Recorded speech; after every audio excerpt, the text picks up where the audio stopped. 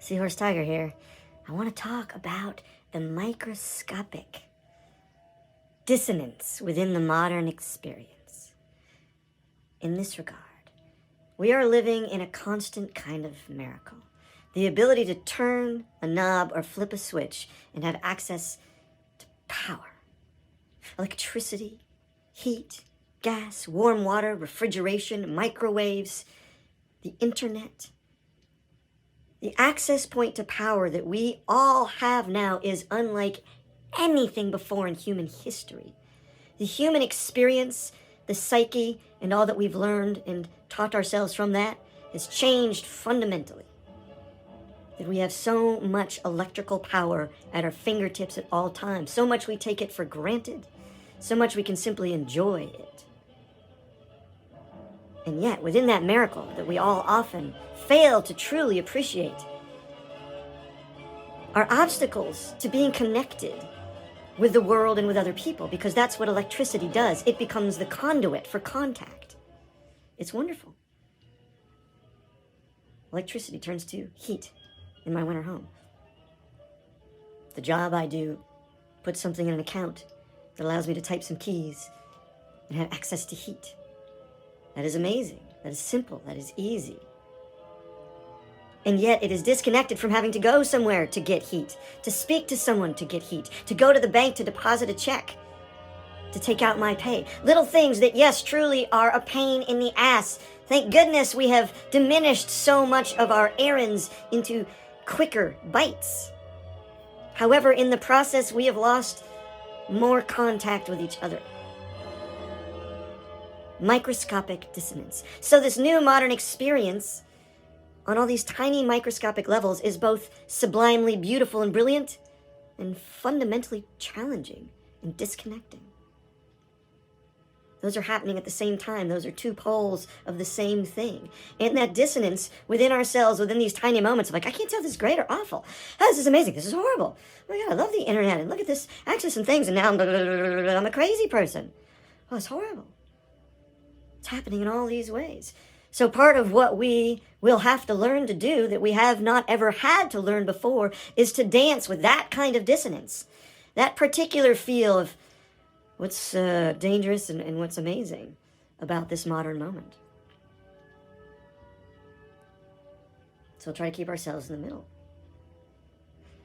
And the conversation between the older generation and the newer generation, between the generation who grew up without the internet, experienced a fundamentally different kind of life, and this next generation that is the first in the history of humankind. The generation that had the internet in their formative years in any way is the forefront of what will come forevermore. And it is fundamentally new and different. Not good or bad. Both, like all things. But different. So the older generation will have much to learn from the newer generation about how to be. Because they're the only ones that actually know how to be in it so far. Through experience of it being reality. At the same time, we will have much to share with them about what we know of the world without the internet. Not because it's good or bad, better or worse, but because, like all things, there will be habits and wisdoms about how to be human, how to be balanced in the middle between things. That will be of great benefit to the generation that is taking on that balance in a whole new way. It is incumbent upon us, the older generation, to reach out in that way. And reach out until we are heard, not because we're screaming or demanding, or saying you must respect, but finding ways to communicate until we do, until we speak in a way which is heard to say, let us not forget the walk in the woods, the love of strangers, the assumption of good. It is present within all of us. And the fewer connections we have, the more true we can feel that to be. And the onset of the internet has added a whole plane of heightened connections. Not good or bad, both. What to be aware of is finding your own middle within it. And there are ways from the past and new ways from the now to do it.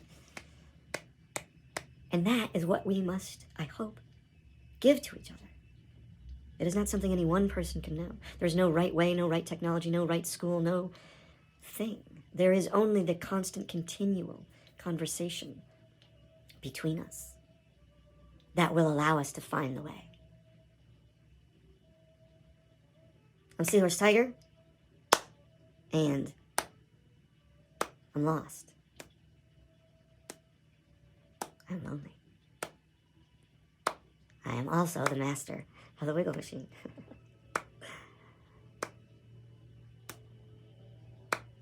I'm not afraid to be lost. I'm no longer afraid to be lonely.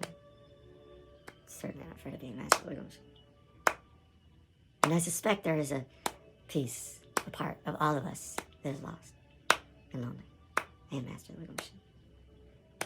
In fact, I believe when we feel lost and lonely, what we're really acknowledging is that place that's always there.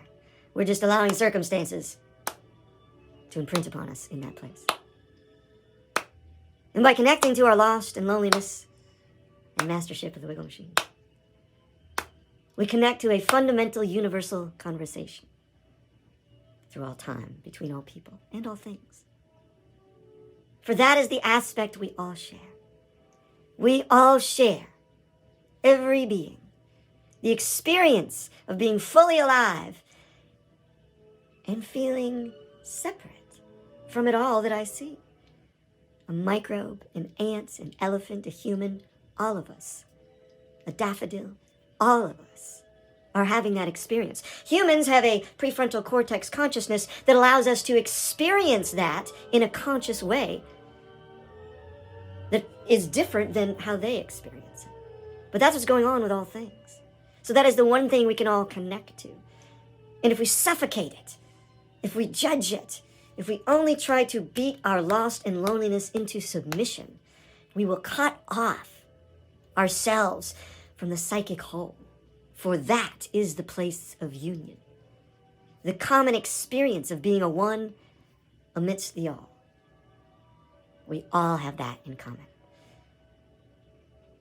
Any grouping, identity, etc. that makes you feel like, I'm not a one, I'm part of this group, is an illusion. Just as any mantra or cult or guru who says, oh, you're only part of the all, is equally an illusion. You're both. That's the paradox. That's the dissonance of being alive. That's the difference between being here versus being the place of total peace, of no dissonance, of no life or death. We come here to experience exactly this. To experience this world, all its joys and loves, we must experience the dissonance of being separate so that we can have those relationships. So welcome your lostness, welcome your loneliness, welcome your mastery of the wiggle machine. You're wiggling. We're all just wiggling. So, how do you wiggle? What makes you wiggle here? What makes you wiggle down there? What are the long wiggles of your life? What are the habits, trends, patterns that go for decades? What are the ones that come every 20 seconds? Which are ones that you recognize are an outside agenda, trying to get you syncopated with it so it can use you as a power source for its machinations? Machinations? And which ones come from a different kind of voice, perhaps from within, perhaps from without, a loving voice that invites you to dance in a way that lifts your spirit, that gives you a kind of wiggle that is a balance between the pushes and pulls, the rights and wrongs, the light and the shadows, that allows you to feel all the highs and lows, because to cut yourself off from the one is to cut yourself off from the other. So a kind of wiggle where you feel like, whoa, I can handle everything that comes my way, even the tragedies, and still have these wiggles. There are voices, there are ways to do that. You will find your access through yourself, again, maybe through outside voices, some combination. But those voices are different from the ones that say, be a part of my group. Dance this way. When you experience those kind of wiggles, commandeering wiggles of allegiance and group identity, you will feel cut off from the flow, from the wiggles. You will have some sort of staccato stuckness in your life. So if you have staccato stuckness in your life, I've certainly had it. Rather than thinking about all the things, what's making me stuck? What is it that I don't have? What's not right about my life? In all these ways that are circumstance related. Do I move? Do I change jobs? Do I change partners? Do I get a partner? Do I lose a partner? Family, more family, less family? More time with these kind of people, less time with these kind of people? Oh, there's a million decisions. None of it. All that is symptomatic of the fact that somewhere in you that you've yet to examine, you are walking in cadence with something. Maybe it's a religion, maybe it's a geography and the culture around it. Maybe it's a vast cultural, socio-economic system with its drum beats, or a competing one with its drum beats. Who knows? There are thousands and millions of those that can capture us. And in their capturing of us, make us feel stuck. So the first act in getting unstuck is not this external alteration, though again, that might have an immediate symptomatic effect. From getting to the root, to the place of connection to the psychic whole, that is the place blocked. And it is not another allegiance, another program, another teacher that gets it unblocked. It's your own wiggle. It's working out your wiggles, making sure that you're literally so fluid that you know what's happening to you. You can feel what other people are sending you and be like, oh yes, this is a nice wiggle that you walk with. Or be like, gosh, your wiggle is too much. It's too racist. I don't want that in my body. Because I'm fluid enough to take on your wiggle and let it go. I'm not getting fixated on which one is mine. Mine is whatever's happening right now. That's what it is to be master of your wiggle machine. You have a little machine down there. I mean, down there, and also not down there, but down there and down there are they're in the same spot, no? That base place, call it whatever you want to call it. Somewhere deep down at the bottom of the gut, that is the place where you feel into your feet. Well, spread out from there. Where you feel your most, sometimes base, instinctual pushes and pulls. You are rooted somewhere. And within that root is a wiggle. Yours and yours alone. To gain access to that wiggle that is yours and yours alone, you free your body up from the syncopations of other people's wiggles. Until you're able to, a little better, never perfectly, ascertain which wiggle voices, whether outside or inside, are lifting me so that I can walk fuller, including the darker wiggles, but also free for the light. Or am I wiggling in a way that's one or the other? Am I always wiggling here? It's always here. I'm down here all the time, stuck here like this. Or I'm up here. I'm always up here. It's always like this. This is the wiggle. This is the wiggle. Every day, this is the wiggle. You see the difference between those two in yourself and others. And therefore, just by obviousness, opt to the more freer wiggle for your own happiness. And in so doing, spread your wiggle. You spread your wiggle. Whatever wiggle you have, you're spreading. Whether people hear it or not, it's there for them to emulate, reject, take on. We're wiggling each other all the time, everywhere.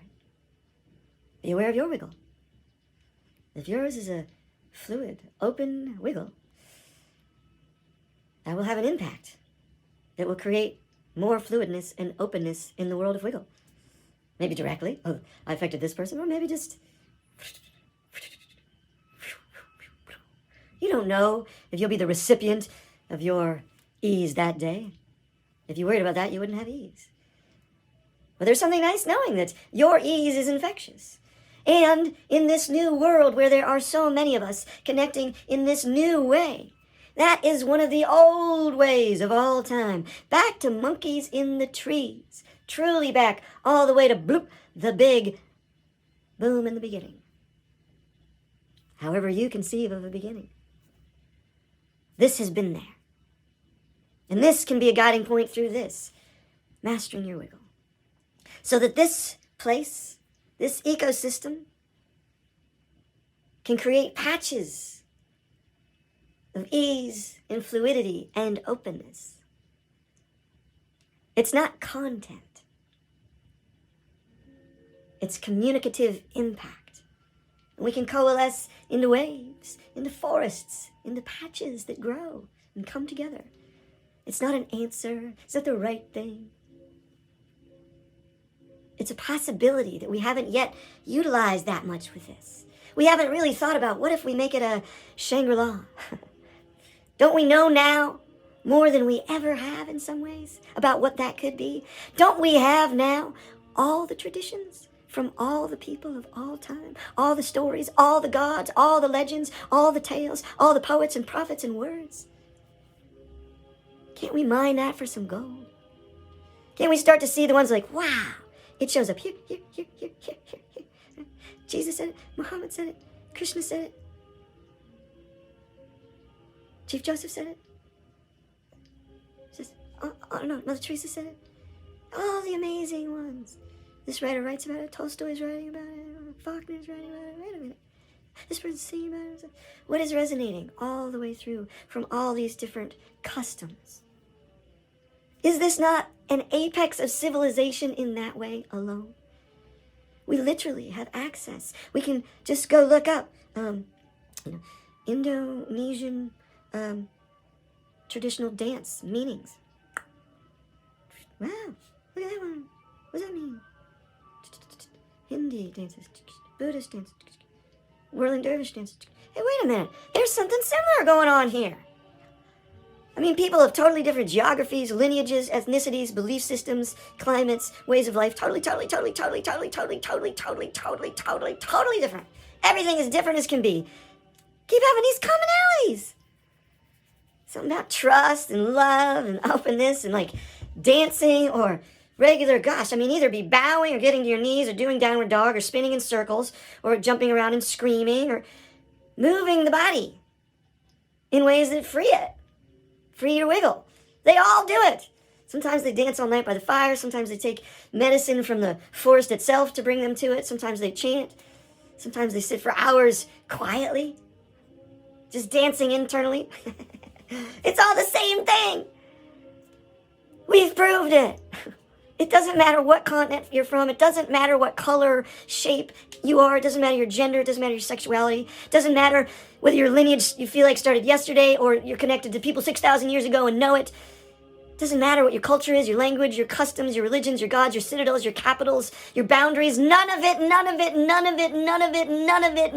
matters in regards to this. All of those different tribes have spoken a few things in common. So they must be true. They must be true.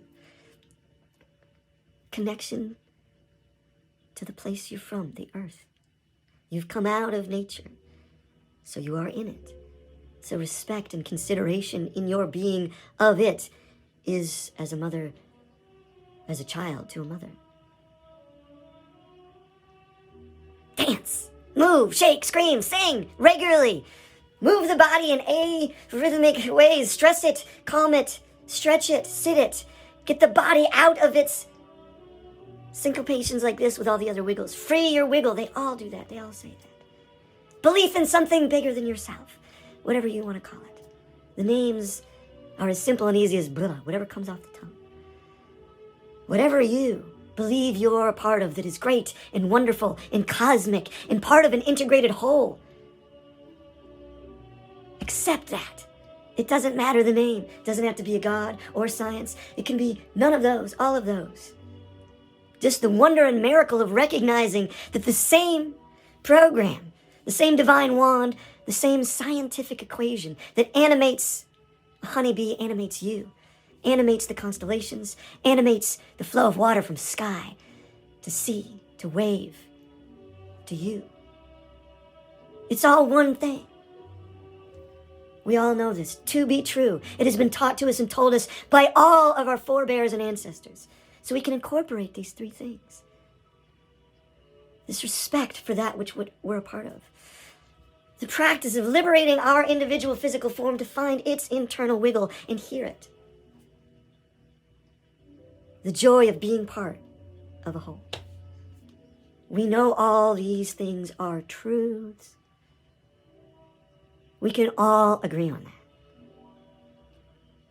And we can use this space to create it, to share it, to choose our ecosystem.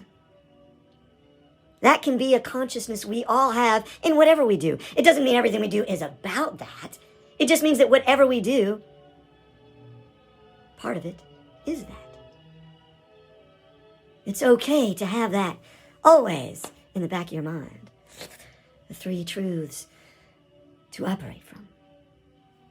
I'm Seahorse Tiger, Captain Lost, Troubadour Lonely, Master of the Wiggle Machine. Thank you for being my friend.